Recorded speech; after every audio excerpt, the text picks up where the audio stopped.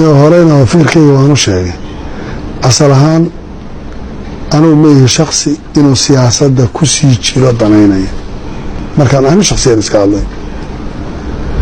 tanaan joogana inaan taariikh kaga tagaan rabaa xamarra uma socdo madaxweyne soomaaliyana uma socdo waxaan rabaa anoo muwaadin soomaaliyeed fikirkayga xortaa inaan sheegi karayo oon ka hadli karo waxa aan qabo aan xor u sheegi karayo haddii damac uu igu jiro maanta oo 2016 iyo ta kale iyo aan damac kale waxaa laga yaabaa 90% damac aan qaba inuu ii diidayo fikirkaan qaba inaan xor ka noqdo taasaa waxay igu sababaysaa marka inaan barnaamijka siyaasadda aana doonaynin inaan waxaan rabaa ganacsiga inaan ku noqdo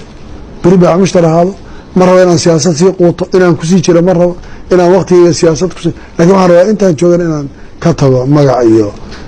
at least wax taariikhda geli karay talada dambe aan ku yeelan kara haddii ilaahay intaa nafta igu soo inay noqoto talo aan dadka kula talin kara waxaan maslaxo leeyahay dhageysan karaye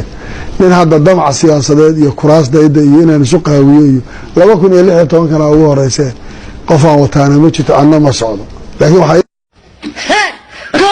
go eewa sheekada hadana eewa sheekada maanta inaan soo qaatay foomkii musharaxnimada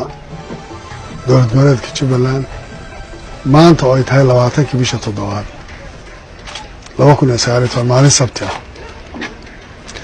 taas oo cadaynaysa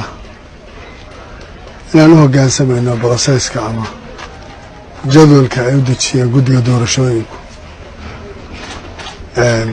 ee dowlad goboleedka